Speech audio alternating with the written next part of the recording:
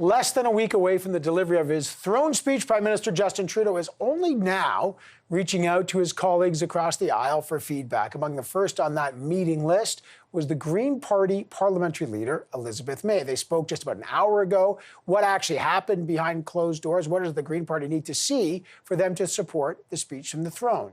Let's find out. Ms. May joins us now. Hope you and yours are well.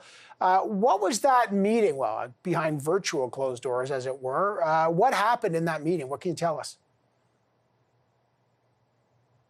But we had a cordial conversation for sure.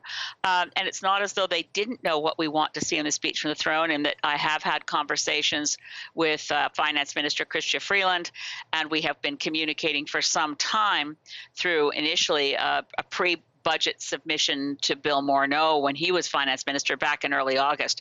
So they know where we are as Greens, and we want to see action on social justice. We are very excited to think that there might be guaranteed livable income in the speech from the throne. But the bottom line is, without meaningful... By the way, sorry, could I stop you? Did he say anything about a guaranteed basic income? That's interesting. Did he give you any encouraging signs? What we did was essentially he heard what I was saying, and to the extent that he responded, I always keep confidential conversations confidential, but there was more. We discussed more about what the CERB was going to do in transferring into EI. But the pieces around, clearly the pieces around, we need to see more support for the tourism sector. I'm very concerned for what they're going through right now. We still need to see more support for international aid and development. I'm concerned for what they're going through. So we talked about many issues, including the need for mental health supports, the need to help Clinic 554 in Fredericton, where abortion services are still not guaranteed. And now that Blaine Higgs has a majority, who knows? We covered a lot of ground. But what I stressed the most was where we have a red line, where we can't imagine voting confidence in any government, is around the issue of commitments to really meaningful action on the climate emergency. We're cloaked in smoke here. We have the worst air quality, well, second only to areas in the U.S. right now, sort of the worst air quality in the world. And we're looking at, looming climate emergencies from coast to coast to coast, whether it's flooding in New Brunswick or fires or crop collapses from changes in our climate.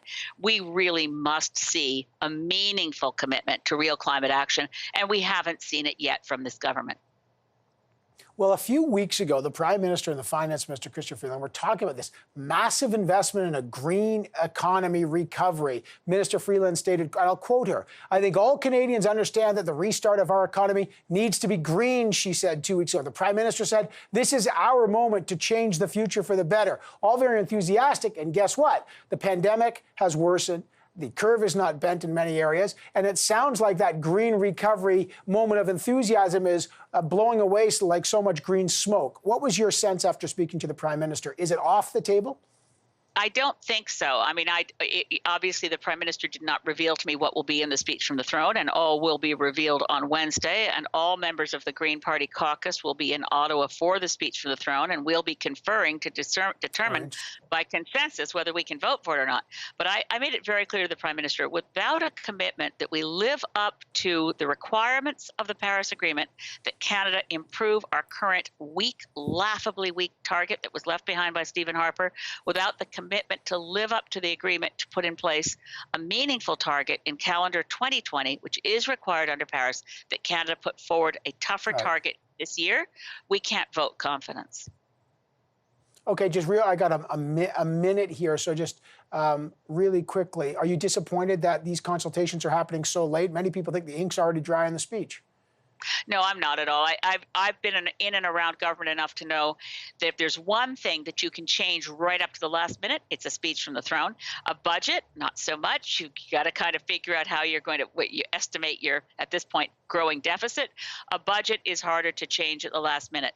But I think they are genuinely looking for the views of opposition parties. They certainly want to know who's going to vote confidence. I don't want to see an election in a pandemic, and by the way, Evan, we're looking at a looming election call here in British Columbia, and I wonder if John Horgan has looked at the difference in the COVID rates in New Brunswick versus British Columbia. It would be so irresponsible to throw us into an election either federally or in British Columbia.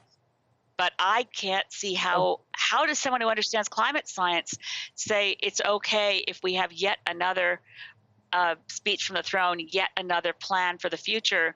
You know, when Joe Biden calls Donald Trump a climate arsonist, I don't want to be calling Justin Trudeau a climate arsonist. He's got a little bit of time left. Real quick, I mean, you know, you don't want to guarantee you're going to vote for the speech from the throne, but you say it's irresponsible to have an election. Just really quickly, with Aaron O'Toole now in isolation, the entire bloc in isolation, is it irresponsible to have a vote on the speech from the throne?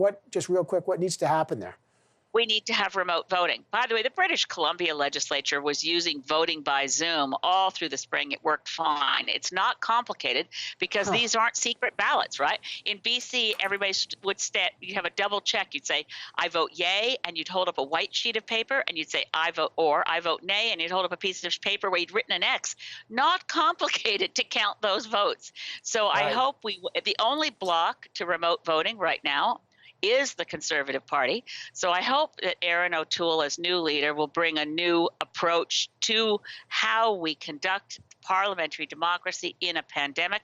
We must be meeting, we must pass legislation, but we must not be doing it standing next to each other, crammed into our desks, as our current rules will require. Although interesting, your whole caucus, I mean, I know it's not the biggest one, but it's certainly going to show up. I got to leave it there, though. Parliamentary leader for the Green Party, Elizabeth May, just an hour after her meeting with Justin Trudeau. Always a pleasure to have you on the program. You mentioned the speech from the throne. Please tune in. We will have live coverage. I'll be part of it, and our CTV News team will be part of it. We'll have complete live coverage on Wednesday right here on CTV News Channel of the speech from the throne.